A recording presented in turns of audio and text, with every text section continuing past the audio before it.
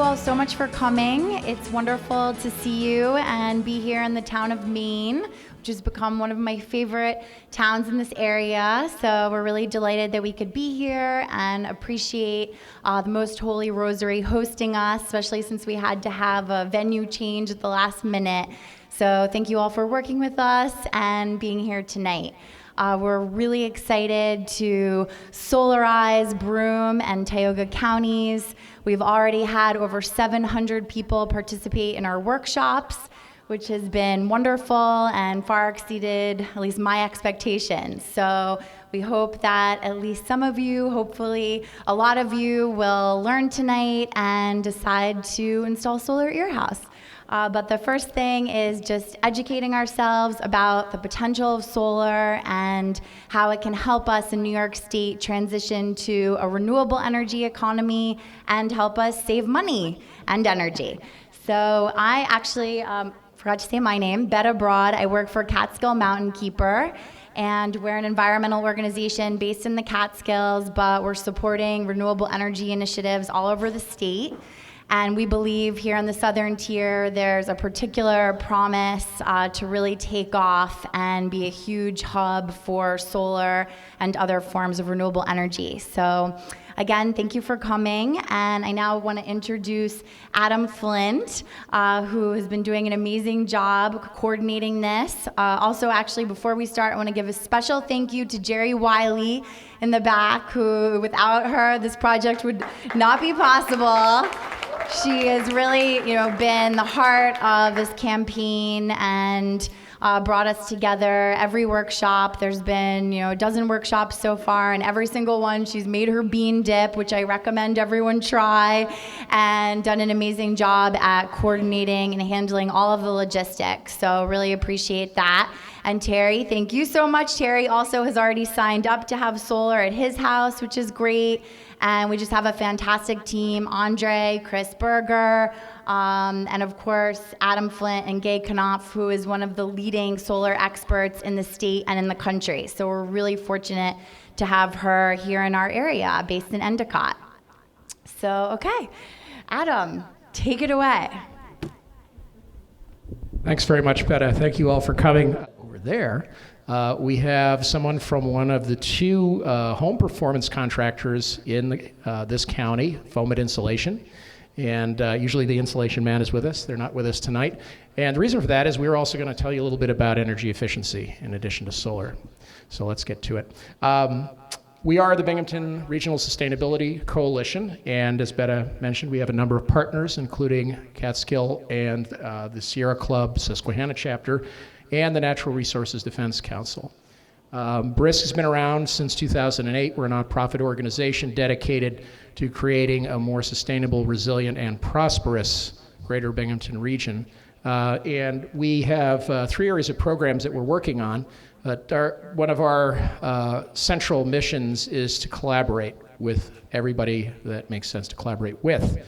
So in the area of food, we've taken on the job of coordinating a food co-op, but we work together with a lot of different agencies and organizations, including where I used to work, the Cornell Cooperative Extension of Broome County, and the Rural Health Network, and the Food and Health Network, and a lot of other fine organizations that are working to bring more development in food in our region from farm to table. Second area is Be Local Broome. This is a local business network we're going to be rolling out over the next couple of months. It's going to be an online platform that will make it easier for local businesses to reach out to consumers, as well as other local businesses of all kinds, and local organizations, also nonprofits.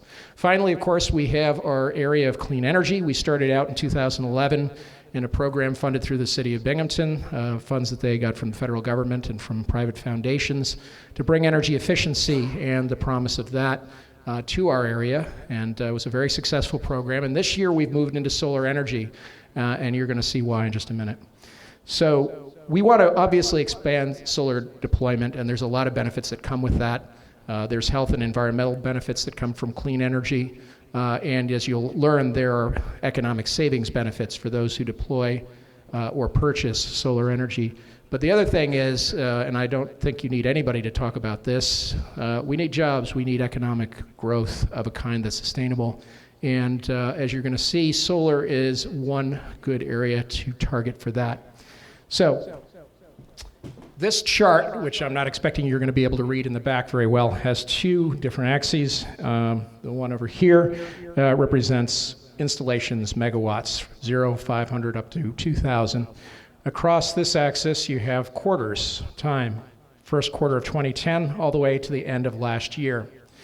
And then you have three different segments of solar development: residential at the bottom, the darkest, the middle, non-residential, and the bluest at the top, utility scale. Right? So back here in the distant past of 2010, 142 megawatts. Okay, that doesn't even represent the residential alone in the last quarter. And we've grown all the way up to 2,000 and change megawatts. So this is an industry that is taking off, and the United States, sadly, is not the leader in this, so there's even more being deployed in other places, and we'll hear about that later. So what else has been going on? Well, we've been seeing the cost of the actual panels, right? You can see there's a panel over here, dropping from, and this axis is cost, right? This is $80 up here down to 0. Back 35 years ago, 1977, the cost was $76 and change per watt. Today, less than $1, 74 cents per watt. At the same time, we've seen state and federal incentives getting to an all-time high, and on top of that, as you'll learn, we have our own program incentives. We've also seen job growth, 19.2% job growth in the solar industry as a whole last year, compared to less than 2% in the economy at large. So we want a piece of that. So I think this expresses the motivation in a somewhat different form. This is John Patterson. He is a member of our volunteer team, and he lives over on the west side on Helen Street, and he's got a wonderful array that we visited not long ago, did a news story over there, and he's paying, bills of like $15, $20, $18. And the interesting thing about John, he's retired, and he's decided to lease his system, but rather than pay lease payments, he decided to take retirement investment money and pay the lease off. So he's actually collecting the percentage that the lease company would have received. So he's getting more money back for his money than he would ever get in a bank account or in a CD. Plus, he's getting his electricity for very, very, very little. And that's going to go on for John for the next, he's not a young man anymore. It's going to go on long enough so that his children and grandchildren will be the ones to enjoy it. We're looking really to have a kind of energy that has a future. And as you're going to learn, the wealth of the resource is such that it's a real no-brainer now that the costs are in line. Before we talk about that, though, before we talk about generating energy renewably, we should talk about reducing what we use, because there is no question that the cheapest, biggest bang for the buck is energy efficiency, both on the heating and cooling side and on the electric side. So reduce your load is the first thing. So before the days of this technology here, that's a representation of what's called a blower door, which is a gadget that measures airflow in and out of a house. The way people would scope out homes that needed insulation work is they'd look for these. This represents dollars floating out through the cracks in your shell. And so you don't want that. You don't want to be paying to heat the outside. There's also health and safety issues that come with that. So New York, for about 3 years now, has had a program called Green Jobs, Green New York. And that's a program that we continue to promote. We used to focus just on that. And again, it's cost effective. It improves not only your bottom line, but your comfort and your safety. If you talk to home performance contractors who are specialized in this area, they will tell you that more than 50% of the homes they go into and test have issues with carbon monoxide not going outside all the time when it should, either from hot water heaters, boilers, furnaces, or stoves. So this is not an uncommon issue in our region, which has pretty old housing and commercial stock. Now, and for the last 3 years, we've had free or reduced cost audits available through NYSERDA. And both for efficiency measures and for solar, there's no upfront costs needed anymore. So how do you do this? First thing is to enroll in a free or reduced cost assessment. And when I say free or reduced costs, In this county, you have to make more than $125,300 before you have to pay any of the sliding scale. Some people sort of giggle at that, so for most people, this isn't even a discussion. Once you get an email or a letter back from NYSERDA with your reservation number, you contact a home performance contractor. As is the case of solar, the contractors who work through these programs must be certified appropriately. For home performance, it's Building Performance Institute, or BPI certification. It's a professional certification agency, happens to be based in New York. And for solar, it's NABCEP. So you get your energy assessment, which I liken to a checkup, doctor for your house. And you learn what ails your house and what you can do about it, and importantly, what is it going to cost and what's the payback, right? So at that point, you decide if you want to do something. There's no obligation just because you got the free audit from the state. And in fact, you're all paying for it whether you get it or not. If you look on your energy bills, you'll see a little thing that says SBCRPS. That's the System Benefit Charge Renewable Portfolio Standard. So you've been paying that year after year after year, so it'd be good to collect some of that. Once you know what you want to do, there's financing available. It's a lot of the same financing, well, some of the same financing you'll hear about in regards to solar. I went through this program myself. There's two kinds of loans. They both run at about 3.5%. They're both unsecured. What's called on-bill recovery is kind of unique because you pay it off on your major utility bill, and you must be a major utility customer to qualify. And this is a nice thing because you can pass the cost along of any balance if you were to sell your home. And that's nice because not all of us think we're going to stay in our homes for 10, 15 years. So the work getting done, that's the shortest bit, 1 to 3 days, either for efficiency and solar. So I'm going to pass it off now and introduce Dr. Gay Canough. She is the principal of ETM Solar in Endicott on 300 North Street. Been in business 26 years, and before she got into the terrestrial solar business, she worked for NASA on the outer space solar business, thus the name Extraterrestrial Materials. So it's my pleasure to introduce Dr. Canough.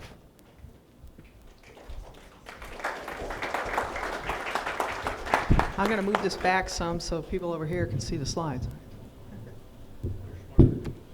That's without a doubt.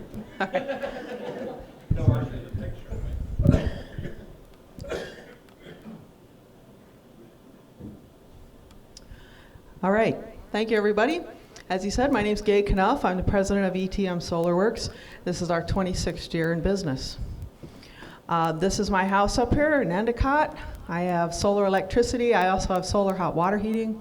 And this is our office at 300 North Street, right over here in Endicott. We have our own crews that do the installations, and we do all your paperwork for you and all that good stuff. So I want to remind you about your mother. Your mother called and said, use solar power. Of course, first she said reduce your load, and then she said use solar power.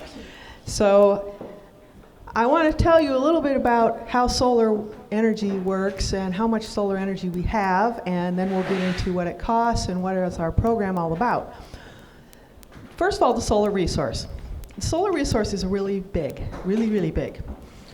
So I compared the yearly supply of solar energy here to the forever supply of fossil fuel down here. This yellow square represents 200,000 trillion kilowatt hours per year of solar energy falling on the land area of Earth. It's only the land area, doesn't even count the oceans. So that is a lot of energy. The forever supply of fossil is obviously a lot smaller, and that's oil, gas, and coal. The world energy use up here is 1,400 times smaller than the supply of solar energy. So we're not going to be running out of solar energy anytime soon. The sun is going to last another 5 billion years at least. And this sort of makes me worry a little bit about what happens when, I call this the extraterrestrial embarrassment problem. There's an ET up there, he's cruising by planet Earth, and they're looking at, how do we get our energy down here? We are rich in solar energy from our home star, pouring mass quantities of energy upon us, and what are we doing down here? We're digging stuff up out of the ground. They gotta be thinking, is there intelligent life down there? Should we let them into the Federation of Planets? I don't know. So, okay, I know I watch too much Star Trek, but, but I worry about these things. So here we are with lots of energy to use, so we should be using it. I was at a home show one time, and a guy comes up and starts talking to me, and he says, after a while, he says, well, I got a confession to make. I work at a nuclear power plant, and I just looked at him and said, well, yeah, so do I. Mine's a safe 93 million miles away, and it's going to last another 5 billion years. So what do we need any other ones for? Now, the next problem is the international embarrassment problem. This is a little country of Germany, and this is the United States, the continental United States here. In Binghamton, we get 20% more sun than the sunniest place down here in southern Germany. And this is an issue because, why? Because Germany is the world leader in solar energy deployment. The little country of Germany, they have 4 times the installed capacity of the United States, and less than 1/3 of the population. Yes, this is an international embarrassment problem. And if you kind of look at this map of the US, you can see that the irradiance, the amount of sunlight that's falling on different places in the US, is quite similar for a lot of the country, the Southwest being a little more sunny than the rest of it. But the difference across the country is not a factor 2. It's the cloudiest place, which is Seattle, gets 60% of the amount of energy. The sunniest place, which is Phoenix. So to put some numbers on that, so here's Binghamton at 1496. The units on here are kilowatt hours per square meter per year. And this was measured by the National Renewable Energy Lab for 30 years. They had little measurement stations in 250 cities around the United States for 30 years to measure this resource. So Binghamton's at 1496. Germany, the sunniest place, is only 1250. Right? San Diego's 2044, which means that the southern tier gets 73% of what San Diego gets. And by the way, this 1496 is very similar across the southern tier in central New York. It's very similar everywhere. So, you know, Rochester's 1496, Buffalo's 1496.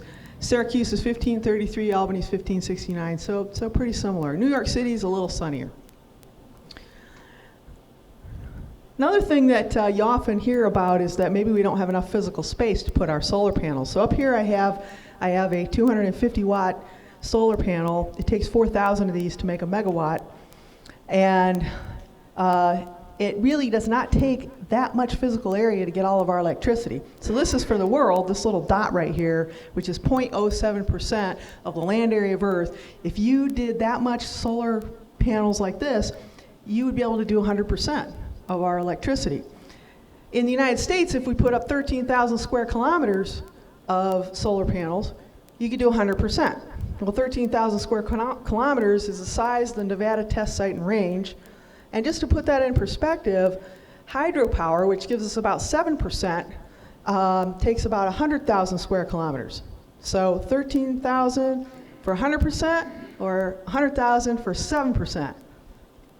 All right, so it doesn't take that much physical space. We have lots of roofs and parking lots that are wide open to sunlight. So now how are we going to use that here?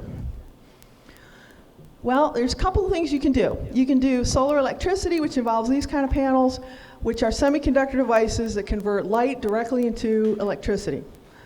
The other technology is solar hot water heating, which converts basically just the heat of the sun, heats the water directly in some copper tubes. And I brought a toy solar collector here of that. So a simpler technology. It's got copper tubing and fins that are welded to it. The sun hits it, heats it up, has a glass cover. You pump your antifreeze up to this, and you can heat your domestic hot water. So this system up here that has 2 4x8 collectors like this that does all their domestic hot water heating.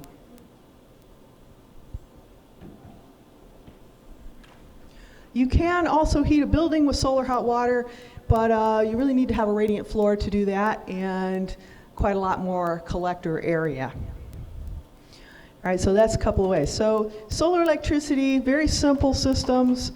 These days we are doing what are called grid-connected systems. So there are no batteries in these. You have your solar array up on the roof, and it gives you direct current or DC electricity. It feeds an inverter, which can hang down next to your circuit box.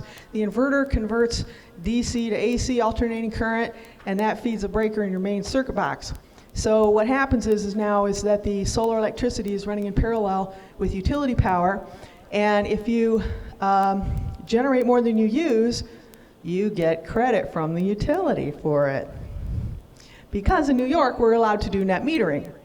And that means that if you generate more than you use for the month, you're basically turning your meter backward. You get credit at the retail rate, which is delivery plus generation.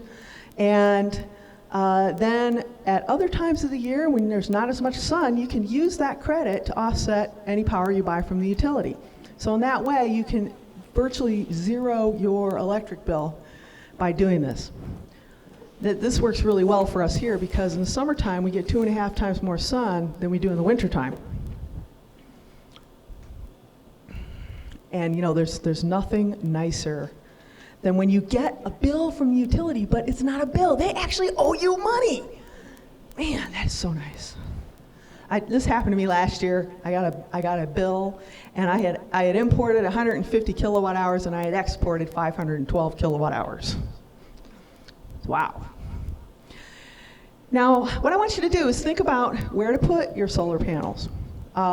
There are 2 main places people put them. One is on the rooftop, and the other is out in the yard. Putting them on the rooftop will be less expensive, but you got to make sure your roof's not shaded.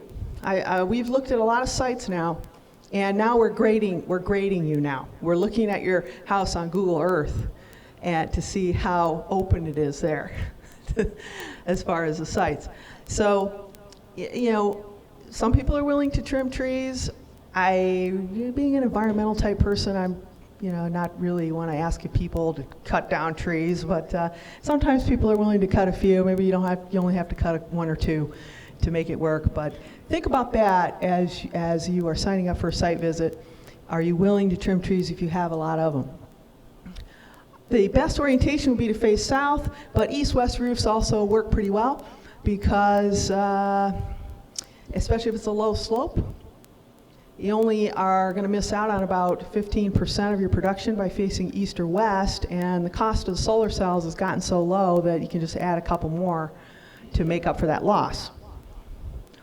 So that's about the site. The other thing we're going to want is your electric bill. So you'll probably get an email from Adam or I after this workshop asking you if you have checked the little box on the yellow form that you would like a solar site assessment. Please send along your electric bill. I like to get the bill, like all pages of the bill, including this little graph here. You can also go online and print the actual numbers for the last 2 years of your use. So if you do the online thing, then also send the bill so I can see what rate you're paying, because what I like to do is figure out, well, can we make your loan payment less than your electric bill? That's pretty nice if you can do that. And a lot of times we can. And as you know, electric rates keep going up. So it's getting easier and easier to beat them at their own game. So here's a couple of ways of mounting the rooftop scenarios, and for the ground mounts we can do these pole tops or we can do something lower to the ground, and that's kind of an aesthetics thing, whether you want one or the other of those. Although I was at a customer the other day and their site was kind of squishy dirt on top of bedrock, so we're going to have to do pole mounts so we can bolt to the bedrock for that. Okay, so what about our program? Now after this is done, first we're going to have about a 30-minute question and answer period, so jot down your questions here, because I'm sure there's lots of other questions about how it works. But I want to tell you a little bit about the program itself. So it's similar to what Adam discussed earlier with the energy efficiency. We're doing a similar thing. We're running these workshops to get people in the know, doing site assessments, asking you to ask your friends to sign up, because the more people that sign up, the cheaper it is for everybody. Everybody's going to get a lower and lower price as we get more people signed up.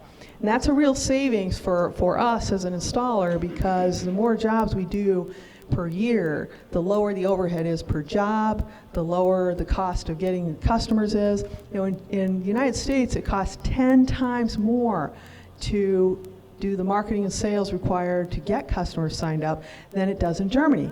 And the reason for that is because Germany's in the know. People know what solar is, and they see it all the time. So it's more familiar to them. It's like people go down and they spend $30,000 or $40,000 on automobiles without batting an eye. Well, why is that? Well, because they kind of know what cars are and how they work. So we're trying to do the same thing for solar. So we're going to do your site visit. We're going to give you a proposal, and once you sign that, then there's actually some wait time here between signing the contract and getting it installed, because we are going to apply for grant money from the state. And that process takes them a couple of months to say okie dokie to the grant money. Because they have a lot of people applying for those grants. They told us they had 500 applications in April that they were working through. All right, and then to actually install it only takes 2 to 4 days, so that's the shortest period. So here's our pricing schedule. So the way this works is, when we started, if our thought was, well, if we get less than 50 kilowatts worth of systems signed up, everybody's going to pay $3.75 a watt. That's kind of a small number. That only amounts to like a handful of systems. But if we were to get between 50 and 100 kilowatts signed up, then everybody would be paying less. Be paying 10 cents a watt less. And if we were to get between 101 and 150, then everybody's going to be paying another, well, in that case, 15 cents a watt less. And the higher this goes. So if someone signed up at $3.75 and we get down here to $3.40, then these people are going to get a rebate from the program in addition to the NYSERDA grant, because everybody ultimately is going to get the same price. So this is a motivator for telling all your friends and getting people to sign up. And evidently it's working, because right now we are at $3.50 a watt. So we have cracked the 101 kilowatt mark already. And I'm certain we're going to get to 340 at this point. I don't know if we'll get here, but it's possible. There's a lot of activity going on. Not only can you sign up at a workshop, but you can also sign up on the website. So if you have friends and they didn't go to a workshop, you don't have to go to a workshop. They can go and sign up on the website. So there's some adders here. Ground mounts are more expensive than rooftops. American-made panels, which unfortunately there are not very many choices of those, but there are a couple. They're a little bit more expensive. And high-efficiency modules, which are made by a U.S. company anyway, are more expensive. And what I'm finding with the high-efficiency ones is, although they are more expensive, they're significantly more expensive panels, they produce more kilowatt hours per watt, so you don't need as many of them. So the bottom line cost is not always a lot different from the other types. And then then you can do financing, and that's really the new thing that's happened in the last, say, 1 to 2 years, is that you don't have to come up with a big pot of money up front. You can do financing. I mean, you wouldn't go down to the car dealer and expect to have to shell out $20,000 to get your car. You expect financing. So we have a variety of financing mechanisms now for solar. So let me give you some number examples here. So at $3.75 a watt, what that means is if I'm going to install a 7,000 watt system on your house, then that system, first of all, is going to generate around 8,000 kilowatt hours a year. So that would be a size system I would suggest if your usage was about 8,000 kilowatt hours a year. If your usage is 5,000, then you don't need that big a system, and I'll design a smaller one. If it's bigger, then I'll design a bigger system. Okay? So for 7,000 watt, I mean, that's kind of, a lot of people need that sort of size. So I picked that out as an example. So if I take 7,000, I multiply by 375, I get $26,250. Now I'm down at 350, so this top line now is significantly less. NYSERDA grant is at $1 a watt, so I can take $7,000 off right away. And the way we do the NYSERDA grant is we give that as a discount, so you don't have to sit around waiting for a rebate. We give that as a discount, so you never have to come up with that money. And now, okay, so here we are. This is what the amount would be. You would either, if you were going to buy outright, you could do that, or you could finance that amount. Then at tax time, you get 2 more incentives. You get a 30% federal tax credit, so 30% of this number as a federal tax credit and 25% as a state tax credit. The state tax credit has a cap of $5,000. The federal tax credit does not have a cap. So when all is said and done, you can get a solar energy system for less than you can get a motorbike. Right? We're not even talking cars anymore. We're talking motorbikes. So it's a really good deal, and this deal is, although the natural cost of systems is going down, the incentives are going down faster. So that means that now is a really good time to go solar because we have really nice incentives in New York. The federal tax credit is going to sunset at the end of 2016. So now's a really great time to do it. So what about financing? Well, there's several banks that we work with, and also NYSERDA has some financing. The banks, there's EnerBank that has a 12-year loan at 2.99%, and they will finance your tax credits 12 months, same as cash, so that you don't have to pay anything until you actually get the tax credits. Admiral's Bank does the same thing, although Admiral's Bank, you can get a term as long as 20 years, which makes the payments really, really low. Then we also have leasing, where you have a 20-year lease, and instead of owning the panels, you are leasing them, which means that we do the maintenance on them. You don't really have to worry about any of that. The main purpose of the lease, though, in my mind, is if you cannot take the tax credits. Like you don't have enough taxable income, or perhaps you have a state pension that is not taxed, you have some kind of income that's not taxed, maybe you're retired. So leasing is great if you can't take the tax credits, because these tax credits amount to a lot of money. I mean, if you add these two things up, this is like 14, what is that? $9, $10, $11,000 worth of tax credit. I mean, that's a lot of tax credits. So you gotta have paid that amount of tax. Go look at your tax return from last year. Did you pay that amount? You gotta have paid tax to take a tax credit. We have had a couple of customers who decided they were retired and they didn't have a lot of taxable income, but they had retirement accounts that when you take money out of it, you got to pay tax. So they decided to buy their solar electric system with that money and then use the tax credit so they wouldn't have to pay tax on this money they took out. That was kind of clever. At the time, the return on investment of the solar things runs between 10 and 15%, and the return on investment on the regular retirement funds at that time was negative. So they looked at it as a return on investment win for them. All right, so when you finance now, instead of having to come up with a big pot of money, now you are down to really easy to handle type payments. And these are a lot of us are paying more than these kind of payments for. Certainly cars cost significantly more to buy or lease. Even things like your cable bill, your smartphone bill, some of those things are even higher than some of these payments that people are paying for their solar electric systems. So it just makes it really easy. Okay, so I already said this about the lease, and one thing that people always ask about with the lease is, well, what happens if I sell my house? The lease is transferable. You can also buy it out and roll it into the cost of the house when you sell your house. Things are starting to sort of shake out in California, showing that solar systems do increase the value of your house, because when someone buys a house with solar, they don't have to pay the utility. That's very pleasing for when you're buying a house.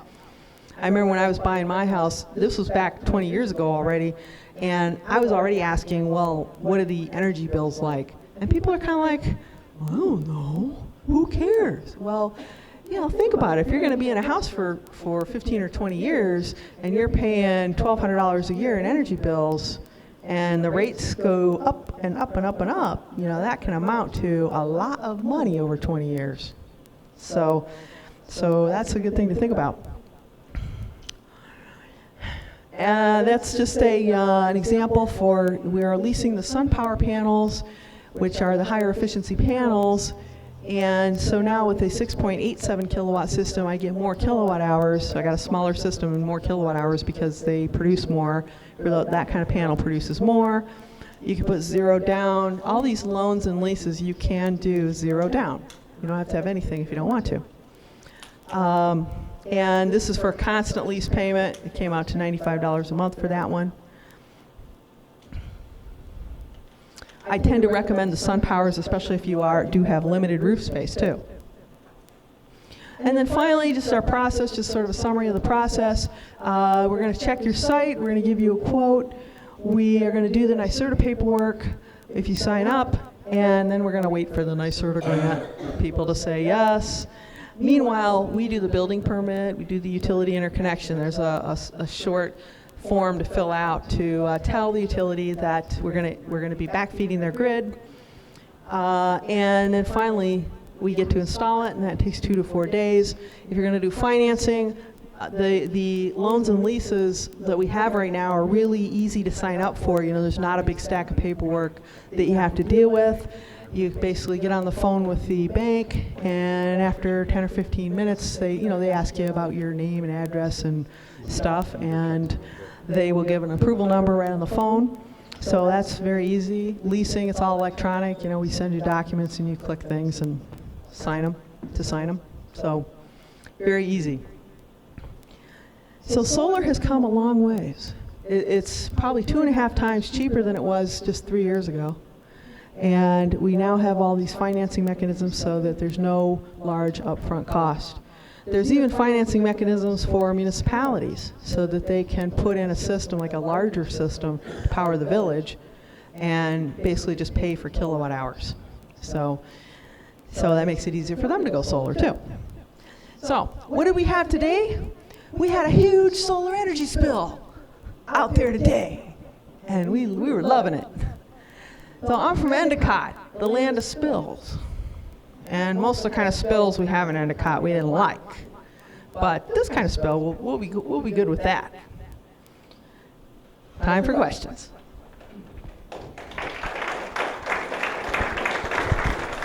I'll blab for a minute. I wanted to tell you why we're videotaping this. It's because a semi-famous movie producer asked me to possibly do something with them. And I said, well, we've been doing all these workshops. And he says, well, did you videotape any of them? I said, no. So here we are. That's why we're doing this. But, we also want to put this on the website. Actually, this was something I sort of intended to do in the beginning, do some videos so we could put it on the website so that later on people could go back and review it. We do have the PowerPoint up there at the Southern Tier Solar Works website, so you can go and review the presentation, the slides that you saw. And if you haven't gotten it, we had an FAQ sheet that had a bunch of frequently asked questions and answers up at the front. While she's doing that, something I usually talk about towards the end is what we're going to be doing going forward, because this is just our first foray in the solar field. We're going to be working with municipalities, and understand there might be a municipality right here that's interested in solar deployment. We're also going to be working with schools in what's called the K through Solar program, which we're hoping is going to roll out before too long this year. That program has two aspects. One is going to make it financially advantageous for schools to put solar on their facilities, and we're hoping there's going to be a bulk buying opportunity there that might even include people who live around the schools and or municipalities. There's also going to be a curricular piece, because the reality is we need to change over our entire energy system relatively quickly. That's going to require the education and training and employment of literally hundreds of thousands of people with either skills that aren't that widely available or entirely new, mostly. So energy literacy is a big deal. We're also going to be working, obviously, with commercial establishments, and we're going to be looking for sites for utility scale. But I think we're ready. We're ready. So before we go to Q&A, actually, I wanted to call on Terry Woodnorth. Terry is a volunteer for our group, but he's also one of the people that's going to get a system installed, and he's just going to say a couple words about his thinking around that. In addition to being a volunteer with the program, I'm a board member of the Binghamton Regional Sustainability Coalition, so I'm really encouraged by this program. I'm a homeowner. I live in West Endicott. I live in an EJ home, a 2-story modest-sized home. I have the fortunate that the two sides of the roof are facing southeast and southwest, and so it's a great orientation. I don't have trees in the way, and so I just want to say that almost any home in Broome County can be, if you have the right orientation and no shade, even an EJ home can be set up for solar, and I'm really encouraged by the participation and working with GAY and ETM, and I'm looking forward to going solar. And if you want to talk to me about what steps I had to go through to sign a contract and finance it, I'd be glad to talk to you about it later. Thanks, Terry. Okay, who's got the first question? Why don't we go right here? You're closer. Can you tell us a little about the solar panel that you have up there, the voltage, the size of it, how many watts it generates, and like that? Thank you. Affirmative. So this is a 250 watt panel. It is made of polycrystal and silicon cells, and the voltage out of these is around 37 volts. And what we do is we wire these in series for high voltage DC to go to the inverter. So typically the voltage out of the series string is about 400 volts.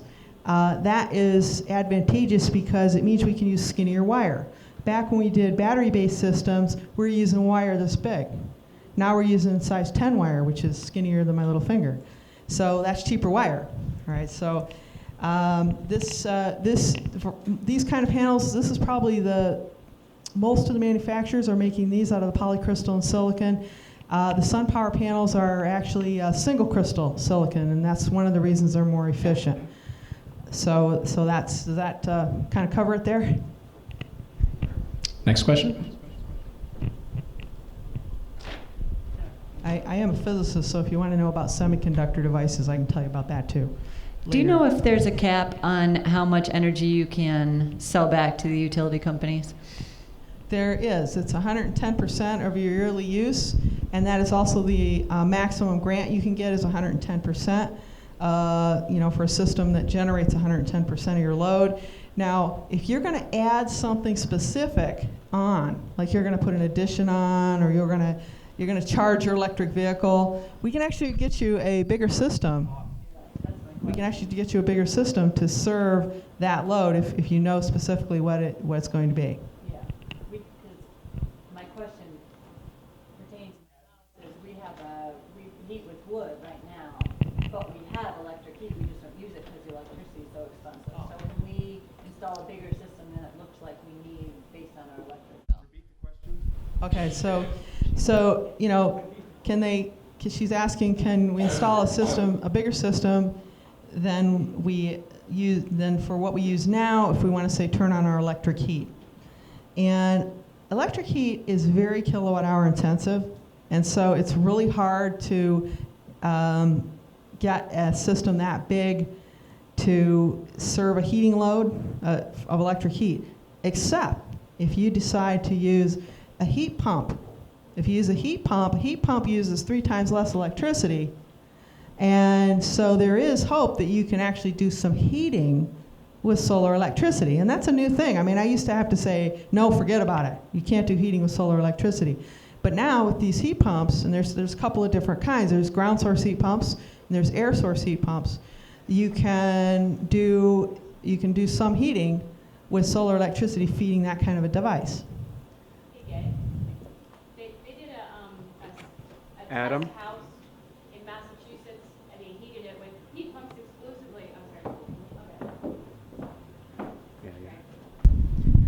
Hi, I'm Solveig. I'm with Foamit Insulation, and I was recently at a trade conference where I learned that recently in Massachusetts there was a test house which heated exclusively with heat pumps for 2 years, including this last really brutal winter, and it was fine. So, totally doable. Awesome. Okay. So I'm actually considering. I have our building is heated with electricity, and we are working on getting an air source heat pump. Okay. Next. See you front over here. We had solar panels installed by you 3 years ago, but we also have a geothermal heat system, which the solar energy runs the heat pump from that. And our heating bills are, compared to using fuel oil, are like nothing. So we really think it's a great system. And the geothermal system is it's a tube of fluid buried about 4 feet in the ground. And we took half of a 5-acre field and did that. So we like it. Okay, thank you. And this just goes to show that it is possible to get off fossil fuel completely. You know, there was a time when we were kind of like, well, we still got to heat with gas. Well, no, you don't. Well, we still got to use gas in our cars. No, you don't. No, there's ways of getting off of fossil fuel.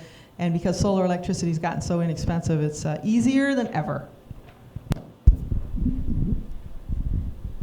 So the typical example you gave with 7,000 kilowatt hours, how many of those would it take with a good facing house to generate that?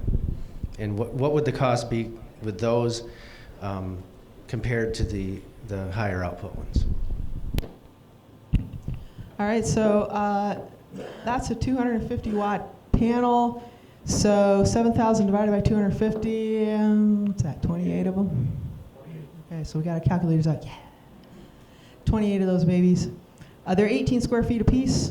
So let's see what's that, it's like 500 square feet. I mean, it's not too huge. Now if you use the other kind, then you're talking 37% less physical space to do the same thing. And the cost, well, it's harder to compare that, but it's $2,000 or $3,000 more at the end of the day for the high efficiency panels. You know, because you got your top cost, you got your NYSERDA grant, and then you got tax credits. And if you get a smaller NYSERDA grant, you get a bigger tax credit. So it's similar. What maintenance do you have involved with the lease? You're saying you're taking care of maintenance. If you purchase outright, what kind of maintenance are you looking at? Okay, so first of all, we as ETM, we give you a 5-year whole system warranty. So for the first 5 years, if there's any problem, we're going to deal with it. Then the panels have a 25-year warranty, and the inverters have a 10-year warranty, although you can get an extended warranty. What is it, Roger? Is it 15 years? 15 to 20 years extended warranty on the inverters if you want. And then what we recommend is for sort of general maintenance, when you're if you go up on your roof or up to your gutters to clean your gutters, just take a look up under the panels and make sure animals aren't nesting under there, which is actually generally doesn't hurt the panels, but it might not be good for your roof. And the other thing is to keep track of your production. Just we put a meter on that makes it easy to it shows you the cumulative kilowatt hours produced since the day we turned it on. The inverter shows that as well. The inverter also shows the daily production. And some of the systems, all the sun power systems have a data logger which you can attach to the internet, and some of the newer inverters have a way of attaching them to the internet directly. So that way you can log your production over time, and then you can go back and say, look at the last month's production. Well, you want to sort of keep tabs on the production a little bit, because if it goes down sort of a lot for no apparent reason, then that's the time to call us up and find out why. You know, maybe a wire came undone or something. So that's really the only things you have to do to maintain them. There's a lot of angst about dirt, but the fact is that's a problem in California where it doesn't rain for 3 months. Around here, we have so much rain. I've never seen dirt accumulating on solar panels. There's also angst about snow. But generally, when it's real snowy, there's not a lot of sun, so you're not missing out on a lot of production. I figured this out for December. We get about 5% of our yearly sun in December, and same for January, a little more in February. So if snow is sitting around for 3 weeks, you're only missing out on 3 or 4%. So if it's up on the roof, don't be going up on the roof when it's snowy. Too dangerous. If you really have major snow angst, you can build a ground mount and then sweep it off, because you can reach it. Next question.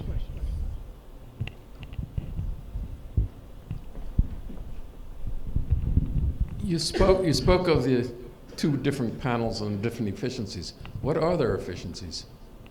Oh, what are the numbers of the efficiencies? Well, the polycrystalline panels are all right there in about the 15% efficiency range, and that's the efficiency of converting light to electricity. The sun power panels are 21% efficient, so they are significantly more efficient, and that's why they take up a lot less space. Back to the gentleman. You mentioned snow on the roof. Around here, we get enough snow accumulation on roofs that it needs to be removed. Can you walk on those things to remove that? Affirmative. They are tempered glass. I have built quite a few horizontal arrays on flat roofs and walked all over them, and I'm pretty paunchy, and it was no problem. Now they are tempered glass, so they're very strong. They can be broken by scratching them, though. So if you're going to sweep the snow off, use something soft, that won't scratch the glass. And I think that's a bigger issue for the commercial ones where they're a very low slope. But most of the time, there are some places around here where snow, if you go up towards Syracuse, snow sits longer. I moved here from South Bend, Indiana. And so when people started talking about snow, I kind of looked around and said, what snow? In South Bend, we get lake effect, and we'd have 3-4 feet of snow for 3-4 months. I could get my cross-country skis out every single day and go skiing on the golf course at U of Notre Dame, where I was going to school. So I come here, the first time it snowed, I got my skis out, I waxed them up, I went over to the IBM golf course, and by the time I got there, the snow was melting.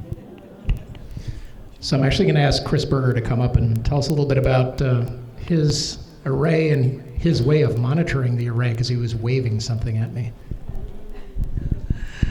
Thanks. Oh, yes, I got to get over here.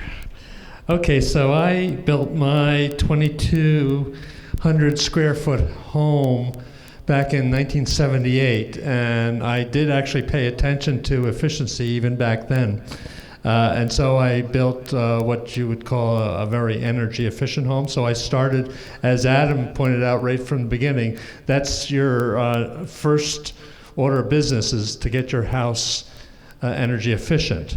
I will say even then, because it's over 35 years old now, I actually took part in that audit again, because I found that I had filled my walls with cellulose insulation, and it had actually settled in a few places. So I felt it was a good deal to get an audit even on my energy efficient home. So starting out with that, getting it energy efficient, I also sited my home because I was thinking I have a complete electric home that's heating. I don't do air conditioning, but I find having it well insulated and just some fans in the very high heat season works perfectly fine for me. So it's all electric. I did site it so that I took advantage of passive solar. I have a 27-foot attached greenhouse that supplies most of my passive solar, and a lot of south-facing windows. And then I also am up on a hill. By the way, this is right up in Whitney Point, so not too far from here. Have a lot of wind. Looked into wind for an option. Didn't find that acceptable, mostly because of the maintenance involved. When we're talking here, there's basically no maintenance on the solar. So, but I did years ago elect to get my power, the power that the electricity that I needed from wind through my electric company. That's an option available for all of us. It's you pay a premium price for it, but I felt it was worth it. I really wanted to get off of the fossil fuel kick. But when this type of deal started coming along, I started doing the math, and it became a no-brainer. So I'm not really becoming less reliant on fossil fuels because I had the wind. But this is actually an opportunity for me to generate my own electricity. I elected to finance it. I didn't go the lease option, and figured it out that obviously what I'm paying for monthly payments is the amount that I would have paid to the electric company. So this is, like I say, kind of a no-brainer, and. I can't say this for a fact at this point in time because it's still relatively new, but doing the calculations, it seems like I'm going to have it paid off in 7 to 10 years, I'm sorry. So that at that point, then it becomes money in my pocket. I'm not saving any money now because I'm just paying for the collectors instead of paying it to NYSEG. But over time, that's the plan. And what Adam was referring to is I did get the SunPower system, and they give you the ability to track it right off your smartphones. So it's been kind of neat to watch those kilowatts just building up there, and eventually, like I said, not saving me money now because instead of paying NYSEG, I'm paying off the financing, but eventually I'll be home free. Thank you, Chris. Other questions? In the back.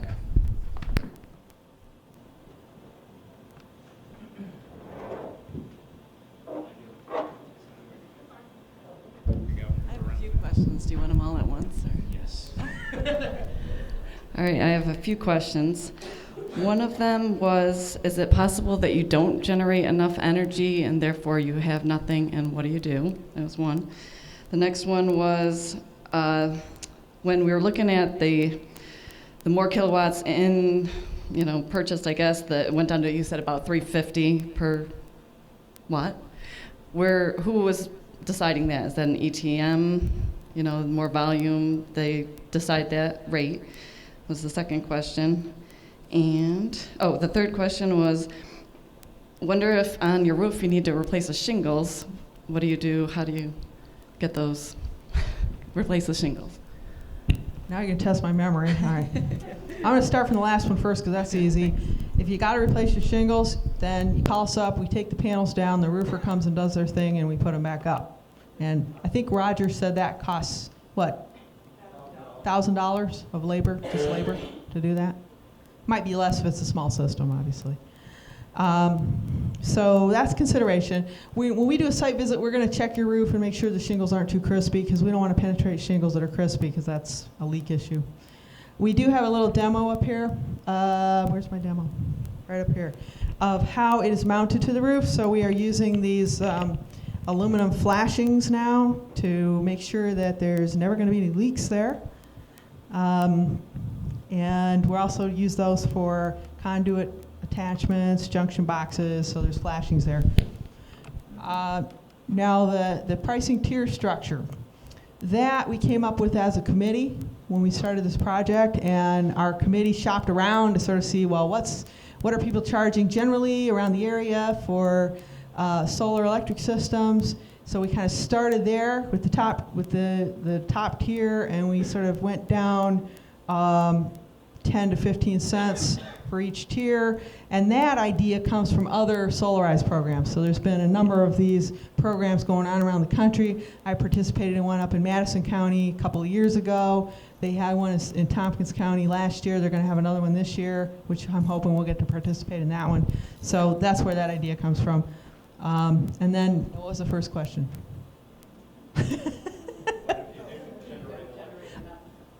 Oh, okay, so this is a grid interactive system, and what we spec out as kilowatt hour production is an average.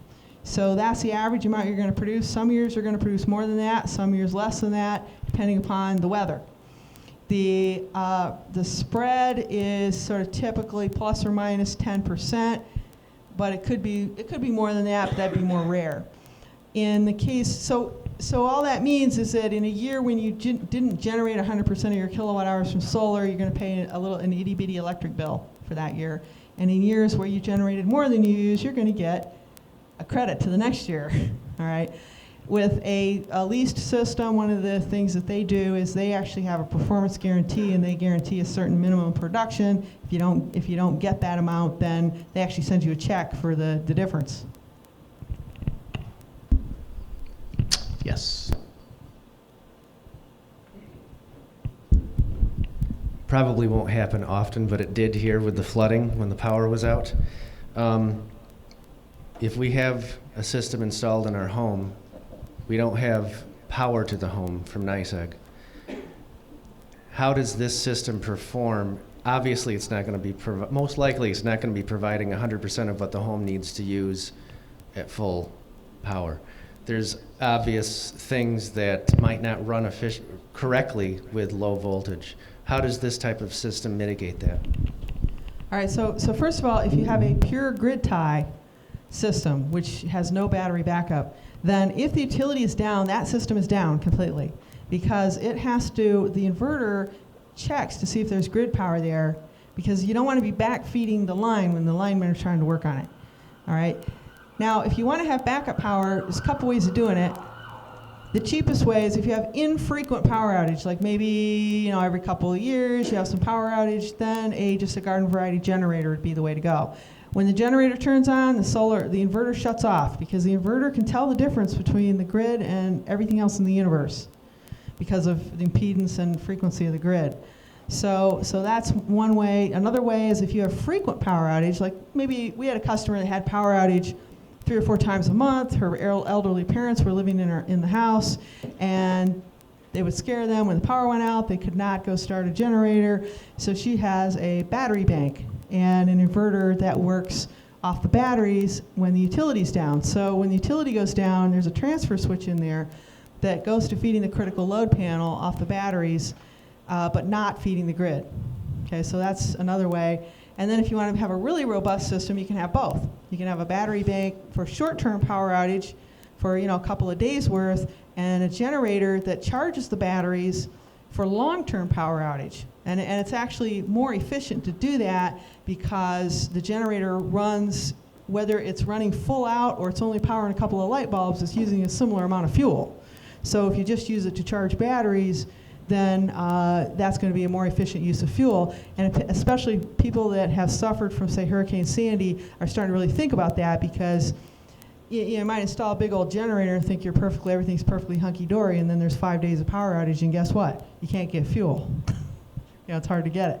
So those are some of the scenarios to think about. But basically, if you don't have frequent power outage, it's really not worth the money, to get a battery bank.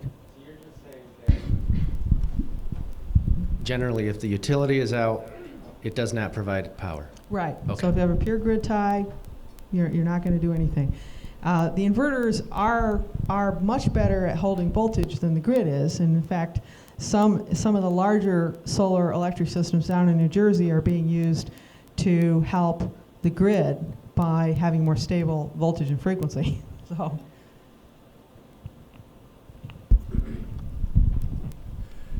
If you install a system and say 5, 10 years down the line you expand your house or come up with another way of having a significant load, can the existing system be expanded?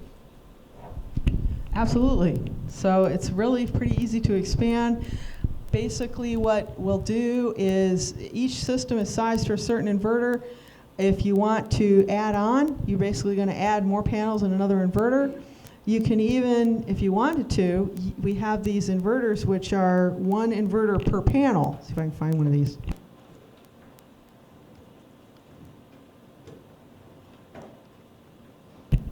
So this little guy goes on the back of 1 panel, and they plug together in parallel. So you get AC out of this. You can plug like 15 or 20 of these together in parallel. We're actually doing this on our building because we live in Endicott Municipal Light, and we can't get a NYSERDA incentive. So we keep the spare panels up on the roof, and each one of them has one of these inverters. And we can use, we can mix and match panels too, so it really doesn't matter. We don't have all the same panels. So that's another way that you can grow the system more gradually.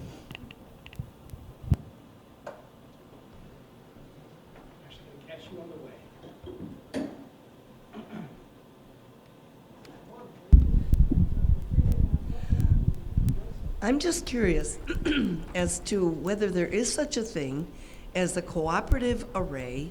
Someone has the land, the space, a good sunny spot that works, and would be willing to put a large amount of solar field out there and got people that wanted to participate in a co-op.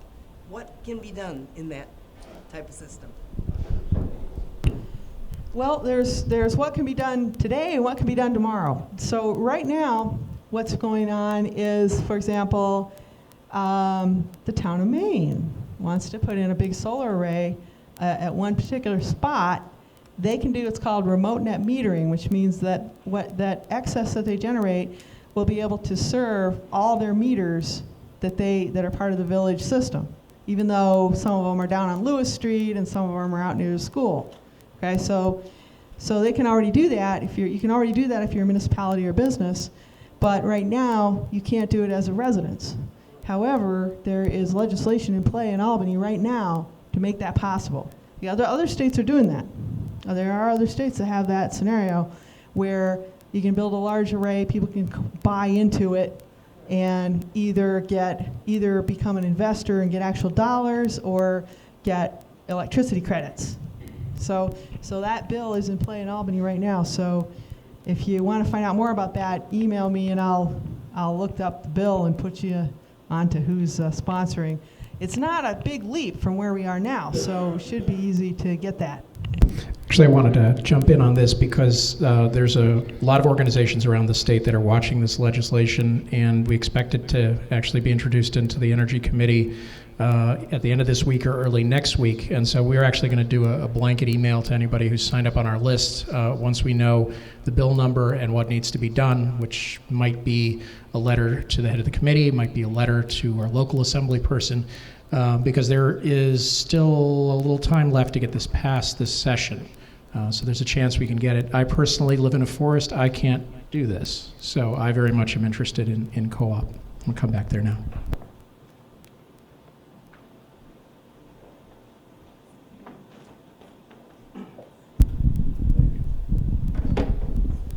This is a two-part question. I'm working with a municipality, and I would like you to address financing for municipalities. And one thing that they're considering is solarizing 2 parking lots they have in the community. And the question becomes, is there any restriction on the height that you can install these rack-mounted or stand-mounted solar panels with an eye towards clearance for vehicles? Thank you. All right, well, first the financing for a larger system, larger being bigger than 50 kilowatts, you can do what's called a power purchase agreement.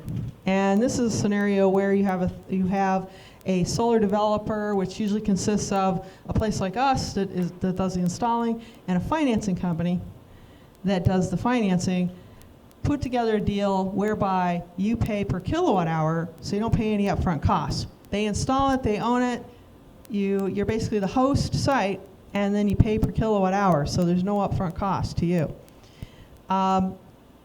Which is sort of, on the residential side, we have the leasing, which is a similar idea. So that is, that's how you do the financing. If you want to build something bigger than 200 kilowatts, there is actually some special grant money through NYSERDA to be able to do that. We have to apply for those grants, and the announcement for that is going to be coming out very soon. It takes a significant amount of work to put together those grant proposals, so if somebody wants to do that, we got to get on the stick for it. Now on the height really has more to do with wind loading than anything else. I mean, there are quite a few carports being built out in California and down in New Jersey, so a carport height is relatively easy. It's a little more expensive than your garden variety ground mount, simply because it does have to have bigger pieces of metal to hold it up. And we don't tend to build something, there's no reason why I couldn't build something a lot taller, but then it just becomes more expensive because of wind loading. The only thing I know of as far as real code restrictions would be if you're building near an airport, you have to get permission from the FAA to do it because they analyze things like glare off of glass things. So just a couple other things with municipalities. The way we're attacking cost of solar now has less to do with the equipment and more to do with the process, and part of that is permitting. And there's now a NYSERDA incentive for communities under 30,000. You can get a $2,500 incentive if you adopt the unified New York Sun solar permit. This is just for rooftop residential, nothing else. And if you are connected with a municipality, please see me. We're working with the Southern Tier East Regional Planning Development Board on that. Additionally, if you are with a school, I also want to talk with you if you're either on the teaching side or the facilities side. We're going to take one or two questions more, and then we're going to break down so we can have some one-on-one discussions. Yeah, I want to say one last thing about the PPA. It's come to my attention that municipalities have gotten interested in this are calling places in California. Cut it out. Call me. I have a PPA provider that does exactly the same thing those California places do, and they'll give you a better deal.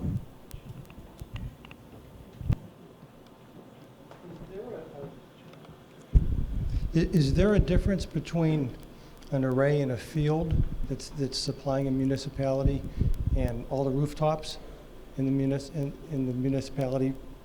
Is it a political or a procedural difference or a scientific difference? No. The only reason to do a larger array in one location is it tends to be cheaper. You know, if you can do a large array in one location, like the town of Maine has a garage where we can fit 150 kilowatts all in one place. So that's going to be less expensive than spreading it out on all the different rooftops. Do you install field-mounted systems? We were in Germany about 2 weeks ago and driving along the Autobahn. There's acres and acres of solar panels there mounted on metal posts and brackets all across the fields. Yeah, actually, we do. And you can kind of see that on a small scale. If you go up, where McRae Farm is up here, they have a 15 kilowatt system on a ground mount out in their field. So that's kind of a small version of that. And to build a big one, you just keep doing the same thing over and over again. So that's something that is easy for us to do. We did quite a few of these ground mounts, so we actually purchased a backhoe. So we're getting in the business of digging and concrete and good stuff like that. So I'm just going to take one more, and then we're going to go to one-on-one. Thank you. I just want to make a quick comment. A year and a half ago, we had the NYSERDA audit, and because of that, Foamit came and they sprayed insulation throughout our attic and other parts of our home, and we had Arctic Bear Plumbing and Heating. They installed a new 97% efficient furnace for us, and so all these things helped. And at that time too, we looked into solar, but because of our location, I guess with too many trees around, it wasn't a great choice for us. But we're still interested. That's why we're here tonight. And the co-op thing sounds enticing. And I don't know if in a year and a half things have changed. Maybe our site isn't as prohibitive. I don't know. But it certainly sounds like all I can say is the NYSERDA, the program overall has been very helpful to us and a lot of other people that I know. So I guess I'm just recommending it. So, thank you. Thanks, and that reminds me too, before we break up, make sure you hand in your yellow sheets, and if you're interested, Jerry's holding one up. There's two boxes, one for efficiency, one for solar. You can check one or both. And just to emphasize that there's two different sets of processes here. The home efficiency side that was just mentioned involves an energy audit that requires an application in NYSERDA first. It's very easy, we have it here. And as far as the solar site visits, that's done by ATM, and that doesn't have a pre-process of any kind. I want to thank everybody for coming out tonight, and I also want to thank the church for putting us up on such short notice.